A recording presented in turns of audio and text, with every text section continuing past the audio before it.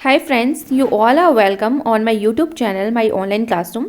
और देखिए, आज इस वीडियो में जो चैप्टर मैं आज आपको एक्सप्लेन करने वाली हूँ वो है क्लास 6 का ज्योग्राफी का चैप्टर 9 है ये, इंडिया क्लाइमेटिक कंडीशंस। तो देखिए, इस चैप्टर को हम नोट्स की हेल्प से समझेंगे और नोट्स में देखिए सारी इंपॉर्टेंट हेडिंग्स यहाँ पे लिखी गई हैं।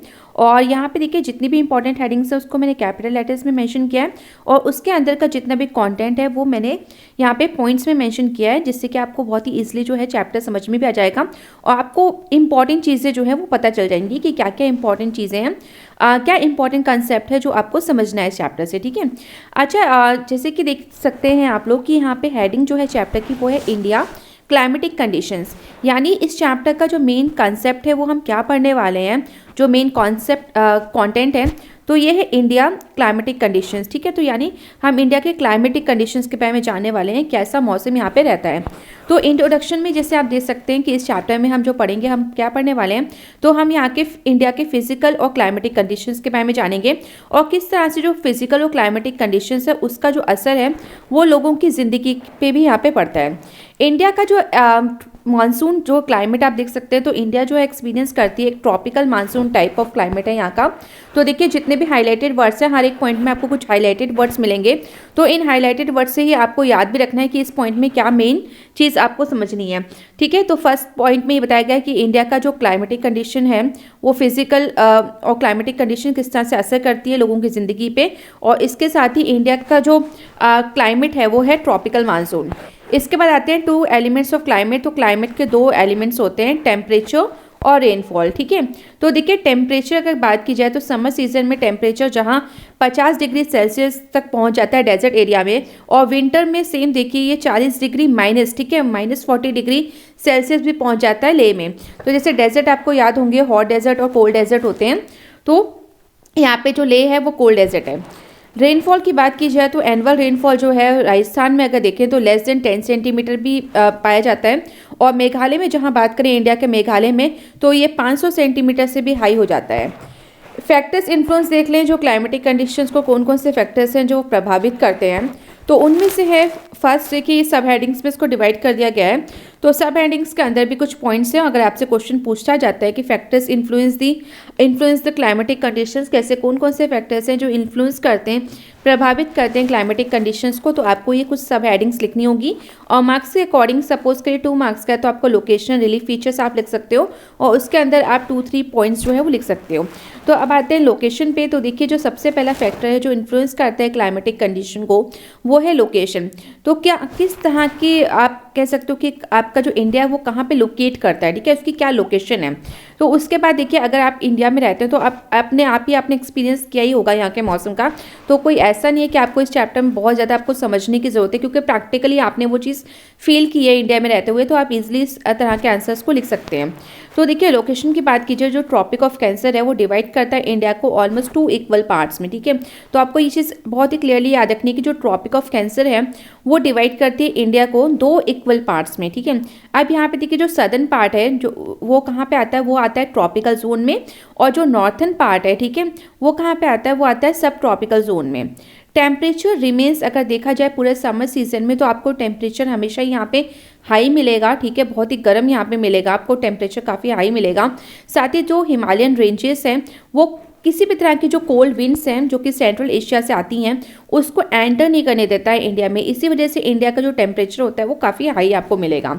रिलीफ फीचर्स देखें तो यहाँ पे देखिए जो टेम्परेचर है, जैसे जैसे आप एल्टीट्यूड यानी जैसे जैसे हाइट पे बढ़ते जाएंगे, माउंटेन एरियाज़ में जाएंगे आप ऊपर, जितना जल्दी ऊपर जाते रहेंगे आप एल्टीट्यूड पे, तो उतना जो है टेम्परेचर जो है वो डिक्रीज होता जाता है। टेम्परेचर देखिए लो भी होता है ड्यूरिंग द समर सीजन। यहाँ पे तमिलनाडु जो क्लोज टू द इक्वेटर है, ठीक है, क्लोज टू द इक्वेटर है, वहाँ पे कुछ हिल स्टेशन है जैसे कोडाई कनाल और उडगमंडलम, जहाँ पे ये काफ़ी हाइट पे पाए जाते हैं। उडगमंडलम को ऊटी भी कहते हैं शॉर्ट में। तो यहाँ का जो क्लाइमेट है वो काफ़ी कूल क्लाइमेट इंजॉय करते हैं ये। और जो नॉर्थन प्लेन्स हैं वो remain very hot during this time, और जो नॉर्थन प्लेन्स हैं वो काफ़ी हद तक जो यहाँ पे गर्मी रहते हैं इस टाइम पे। डिस्टेंस फ्रॉम द सी देख लें तो डिस्टेंस फ्रॉम द सी जैसे आपको पता है जो इंडिया का जो पेनिनसुलर पार्ट है वो वाटर बॉडी से घिरा हुआ है। ठीक है। एक तरफ बे ऑफ बंगाल है, इंडियन ओशन है, अरेबियन सी है, तो इस वजह से जो पेनिनसुलर प्लेटू, आपको याद होगा कि पेनिनसुला वो पार्ट होता है piece of land which is surrounded by 3 ठीक है, 3 साइड से जो है ये वाटर बॉडी से घिरा हुआ होता है। तो इंडिया का जो पेनिनसुलर पार्ट है वो इस तरह से 3 तरफ से पानी से घिरा हुआ है, ठीक है, जैसे मैंने आपको बताया एक तरफ बे ऑफ बंगाल है, फिर इंडियन ओशन है, फिर अरेबियन सी है। तो यहाँ का जो अगर देखे जाए तो एक मॉडरेटिंग इन्फ्लुएंस जरूर रहता है क्लाइमेटिक कंडीशन का, और कोस्टल एरियाज पे इस तरह की क्लाइमेटिक कंडीशंस एक मॉडरेट जो है वो रहता है। कोस्टल एरियाज जो है वो एक इक्वेबल क्लाइमेट जो है वो एंजॉय करते हैं। नॉर्थर्न प्लेन्स देखें तो यहाँ पे नॉर्थर्न प्लेन्स में तो हॉट समर्स ही रहता है, बहुत गर्म रहता है, एंड वेरी कोल्ड विंटर्स, ठीक है, समर होंगे तो बहुत ही गर्म होते हैं यहाँ पे, और जब विंटर्स होंगे तो बहुत ठंड पड़ती है। साइकिल देख लें सीजन्स की पूरी किस तरह का एक सीजन जो है इंडिया में पाया जाता है। तो यहाँ पे देखिए वेरिएशन जो है टेम्परेचर में किस तरह से वेरिएशन पाया जाता है, अमाउंट और डिस्ट्रीब्यूशन ऑफ रेनफॉल, और साथ ही मानसून विंड्स के वजह से यहाँ पे 4 डिफरेंट तरह के जो सीजन है वो हमारी कंट्री में पाए जाते हैं। और ये देखिए एक फिक्स सिक्वेंस के तरह ही ये अकर भी होते हैं, एक फिक्स टाइम होता है, एक फिक्स मंथ्स होते हैं, उसके अकॉर्डिंग ही ये आते रहते हैं, और इस तरह से एक एनुअल साइकिल जो है सीजन्स की वो बनती जाती है।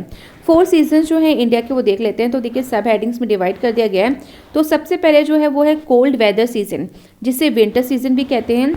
और ये स्टार्ट देखिए अब जो है मैंने हाईलाइटेड कर दिया, तो आपको याद रखना है कि चारों सब हेडिंग्स में जो डिवीजन किया गया सीजन का, तो आपको कौन कौन से पॉइंट्स जो हैं वो याद रखने हैं। तो सबसे पहले जो पॉइंट होंगे वो देखिए किस टाइम पे ये स्टार्ट होते हैं, किस टाइम पे एंड होते हैं, टेम्परेचर किस तरीके का रहता है, क्या कुछ पर्टिकुलर मंथ्स में यहाँ ठंड गर्मी ज़्यादा पड़ती है, बारिश ज़्यादा होती है, ठीक है, क्या कुछ साइक्लोन्स आते हैं, ठीक है, किस तरह से लाइटनिंग होती है, किसी तरह के डस्ट स्टॉर्म्स आते हैं, तो और किस तरह की हवा चलती है। तो ये कुछ हैं जो इंपॉर्टेंट पॉइंट्स हैं, और इस तरीके के पॉइंट्स जो हैं वो आपको प्रिपेयर करने होंगे। तो सबसे पहले जो है वो है कोल्ड वेदर सीजन, जिसे हम विंटर सीजन भी कहते हैं। तो ये मिडल ऑफ नवंबर से स्टार्ट हो जाता है और कंटिन्यू करता है till the middle of March, ठीक है, मार्च के 20 तक। टेम्परेचर जो है इस दौरान वो लो होता है, और ये डिक्रीज भी होता जाता है, जैसे आप साउथ से नॉर्थ तक जाते रहोगे तो ये डिक्रीज भी होता जाता है। जनवरी और जो फेब है वो कोल्डेस्ट मंथ्स होते हैं in many parts of India में। इस दौरान बहुत ठंडे महीने होते हैं, इन 2 महीनों में बहुत ज़्यादा ठंड पड़ती है। नॉर्थ ईस्ट जो मानसून है after passing over the bay of Bengal brings rain to the Coromandel coast in Tamil Nadu. इसके साथ ही जब नॉर्थ ईस्ट मानसून जो है जब वो बे ऑफ बंगाल से पास होता जाता है, तो उसके बाद यहाँ पे इसके वजह से देखिए जो कोरोमंडल कोस्ट है तमिलनाडु के, वहाँ पे अच्छी खासी बारिश होती है।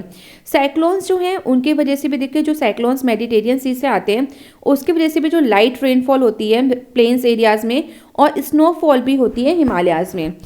अब आते हैं नेक्स्ट हेडिंग पे। तो नेक्स्ट सब हेडिंग जो है, जो नेक्स्ट वेदर है वो है हॉट वेदर सीजन, जिसे हम समर सीजन भी बोलते हैं। हॉट वेदर सीजन जो है वो कब से स्टार्ट होता है, तो ये मिडल ऑफ मार्च में स्टार्ट होता है, कंटिन्यू कब तक होता है, till the end of May, ठीक है, तो मई के एंड तक ये कंटिन्यू होता है। सम पार्ट्स जो है कंटिन्यू, कुछ एरियाज में जो है कुछ पार्ट्स में ये जून तक भी चलता है, एंड ऑफ जून तक भी चलता है। अच्छा, इसी दौरान देखिए hot dry dust laden strong winds आती हैं, जिन्हें लोकल भाषा में यहाँ पे लोकली जो है लू के नाम से जाना जाता है। तो यहाँ से आपसे क्वेश्चन बनता है कि what do you mean by loo. तो याद रखिएगा hot dry dust laden strong winds होती हैं, ठीक है, गर्म हवाएं होती हैं, बहुत ड्राई होती हैं, और ये कहाँ पे बहती हैं, तो ये कहाँ पे ब्लो करती हैं, तो ये नॉर्थर्न प्लेन्स में ब्लो करती हैं। इनका नाम याद रखिएगा, इन्हें लू बोलते हैं। डस्ट स्टॉर्म्स बहुत ही कॉमन होते हैं इवनिंग में, शाम के टाइम पे बहुत ज़्यादा डस्ट स्टॉर्म्स भी आते हैं और बहुत ज़्यादा धूल मिट्टी हो जाती है। Towards the end of summer season देखा जाए तो मैनी पार्ट्स जो इंडिया के एक्सपीरियंस प्री मानसून शावर्स, ठीक है, तो एंड ऑफ समर सीजन में जो है इंडिया के कुछ पार्ट्स में जो है किस तरह के मानसून शावर्स आते हैं, तो प्री मानसून शावर्स, यानी मानसून का पूरा टाइम नहीं आता, बस उससे पहले ही जो है बारिश स्टार्ट हो जाती है। अच्छा, ये जो प्री मानसून शावर्स होता है ये कैरेक्टराइज बाय स्ट्रॉन्ग विंड्स और हैवी रेनफॉल। तो जब ये आते हैं तो आप इसको कैसे पहचान सकते हो, जब ये आते हैं तो स्ट्रॉन्ग विंड्स के साथ आते हैं, बहुत तेज़ हवाएं चलती हैं और साथ में बहुत ही ज़्यादा हैवी रेनफॉल होती है। वेस्ट बंगाल में इसको लोकली जो है लोकल भाषा में वहाँ पे काल बैसाखी के नाम से जाना जाता है। और इसी तरह से देखिए याद रखिएगा प्री मानसून शावर्स को काल बैसाखी के नाम से जाना जाता है वेस्ट बंगाल में, और केरला और कर्नाटका में जो ये प्री मानसून शावर्स हैं उसको मैंगो शावर्स के नाम से भी जाना जाता है। अच्छा, यहाँ से भी आपके इंपॉर्टेंट क्वेश्चंस बनते हैं और याद रखिएगा क्लास 9th में भी सेम कंटेंट जो है आप ये पढ़ोगे, ठीक है, दोबारा। तो क्लास 9th में भी क्लाइमेट है चैप्टर है ज्योग्राफी में, और उसमें भी चीज़ें बताई गई हैं फिर से। प्री शार मानसून क्या होता है, काल बैसाखी क्या होता है, ये चारों सीजन के बारे में आप पढ़ोगे फिर से। तो अच्छा है ना कि अभी आप समझ लोगे तो बहुत अच्छा रहेगा आपको, इजिली आप वहाँ समझ जाओगे। और केरला कर्नाटका में इसी तरह के प्री मानसून शार्स को मैंगो शार्स भी कहते हैं। अच्छा, आप नाम से थोड़ा समझिएगा कि इसे मैंगो शार क्यों कहते हैं। तो देखिए, मैंगो शार्स इसलिए कहा जाता है क्योंकि जब ये बारिश इस तरह से होती है तो अर्ली रैपनिंग ऑफ मैंगोज, क्योंकि जो मैंगोज हैं वो जल्दी पकने स्टार्ट हो जाते हैं, ठीक है, तो उसमें उसको मदद मिलती है। अब आते हैं नेक्स्ट जो है थर्ड जो टाइप हमारा जो वेदर आ रहा है वो है the south west monsoon season, जिसे हम रेनी सीजन के नाम से जानते हैं। साउथ वेस्ट मानसून जो है वो कब से स्टार्ट होता है, तो ये जून से स्टार्ट हो जाता है और कंटिन्यू कब तक करता है, टिल द एंड ऑफ सितंबर महीने तक। मानसून वर्ड जो है, अब थोड़ा सा इसके बारे में जान लेते हैं क्योंकि यहाँ से भी आपका 1 मार्क क्वेश्चन बन जाता है। तो मानसून जो वर्ड है वो माना जाता है कि अरेबिक भाषा के वर्ड मौसम से आया है। इसके साथ ही मलयालम के शब्द मॉनसून से भी आया है। तो देखिए, चाहे मौसम हो चाहे मॉनसून हो, उसका मतलब होता है सीजन। इंडियन पेनिनसुला जो है वो डिवाइड करता है साउथ वेस्ट मानसून विंड्स को 2 ब्रांचेस में, ठीक है। तो आप याद रखिएगा कि इंडियन जो पेनिनसुला है वो डिवाइड करता है, जब साउथ वेस्ट मानसून विंड्स आती हैं तो उसको 2 ब्रांचेस में यानी 2 पोर्शन में डिवाइड कर देता है। एक जो ब्रांच होती है वो अरेबियन सी ब्रांच होती है और जो दूसरी है वो है the bay of Bengal branch. तो आपसे जब 2 ब्रांचेस पूछी जाएंगे तो आप बिल्कुल याद रखिएगा कि एक है अरेबियन सी ब्रांच और दूसरी जो है वो है बे ऑफ बंगाल ब्रांच।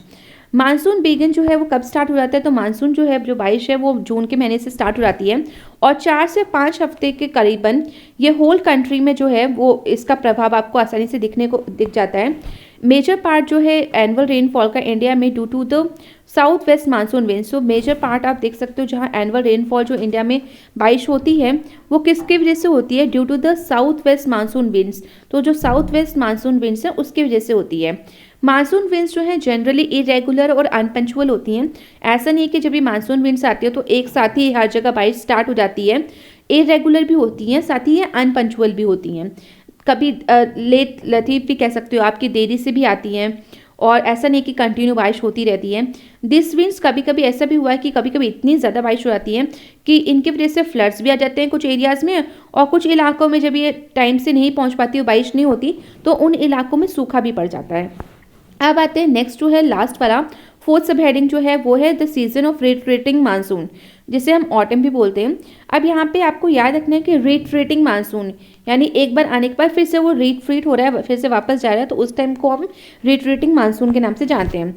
अच्छा, इस सीजन जो है रिट्रीटिंग मानसून का स्टार्ट होता है मिडल ऑफ सितंबर और कब तक चलता है, ये चलता है मिडल ऑफ नवंबर तक। इसका जो प्रोसेस है रिट्रीट का वो स्लो और ग्रेजुअल होता है, ठीक है, स्लो कह सकते हो, कंटिन्यूस वे में होता है। वेदर बिकम्स यहाँ पे काफ़ी ऑप्रेसिव हो जाता है, और क्यों हो जाता है, ड्यू टू एक्सेसिव इतनी हीट और ह्यूमिडिटी की वजह से। और ये जो पीरियड ऑफ चेंज होता है इसमें किस तरह का बदलाव होता है, इसमें हॉट वेट सीजन जो है वो कूल ड्राई सीजन में बदल जाता है। यहाँ पे साइक्लोन जो है ऑरिजिनेट होते हैं बे ऑफ बंगाल से, और ये अक्सर जो है काफ़ी डिस्ट्रक्टिव होते हैं, ठीक है, नुकसानदायक होते हैं, बहुत ज़्यादा प्रॉपर्टी का लॉस होता है, ह्यूमन लाइफ का भी लॉस होता है। बल्क ऑफ रेनफॉल, बहुत ज़्यादा हैवी रेनफॉल होती है कोरोमंडल कोस्ट ऑफ तमिलनाडु में इन साइक्लोन्स की वजह से। एनुअल साइकिल जो सीजन का है इंडिया में वो डोमिनेटेड, जो आप देखें कि एनुअल साइकिल जो पूरा सीजन का यहाँ पे पाया जा रहा है इंडिया में, उसको कौन डोमिनेट कर रहा है, ठीक है, कौन उसको पूरा कंट्रोल कर रहा है, डोमिनेट कर रहा है, तो वो कंट्रोल कर रहे हैं, डोमिनेट हो रही है किससे, मानसून विंड्स के द्वारा। अब आते हैं इस चैप्टर के लास्ट हेडिंग पे, तो ये है डिस्ट्रीब्यूशन ऑफ रेनफॉल।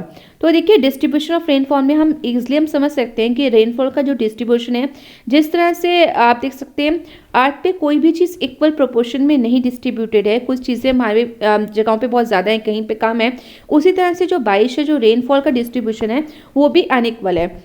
आपको कुछ एरियाज ऐसे मिल जाएंगे जहाँ पे हाईएस्ट रेनफॉल हो जाती है, ठीक है, 120 सेंटीमीटर एवरेज ले लीजिए, और हाईएस्ट रेनफॉल 500 सेंटीमीटर, तो तकरीबन आपको इससे ज़्यादा बारिश मिल जाएगी देखने को।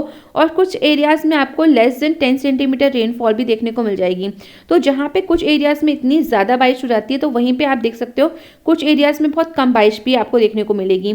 तो इससे हमें समझ में आ जाता है कि एक अनइक्वल डिस्ट्रीब्यूशन है, और डिस्ट्रीब्यूशन जो रेनफॉल का इंडिया में है वो कंट्रोल किसके द्वारा होता है, तो ये फिजिकल फीचर्स और direction of the rain bearing जो विंड्स हैं उसके द्वारा ही कंट्रोल होता है।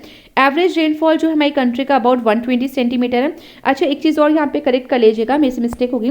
जो हाईएस्ट रेनफॉल जो है वो 500 सेंटीमीटर, आप समझ के चलेगा कि 500 सेंटीमीटर से ऊपर तक भी जो है वो बारिश यहाँ पे हो जाती है। और जो एवरेज रेनफॉल है जो कंट्री का वो 120 सेंटीमीटर है। वर्ल्ड का जो हाईएस्ट रेनफॉल जो रिकॉर्ड किया गया है वो मैसन राम में रिकॉर्ड किया गया है, जो कहाँ पे है, ये है चेरापूंजी के पास है ये। और ये जो एरियाज हैं कहाँ पे हैं, ये मेघालय में लोकेटेड है। तो आई होप ये चैप्टर आपको अच्छे से समझ में आ गया होगा। So thank you everyone and please like share subscribe this channel for more updates.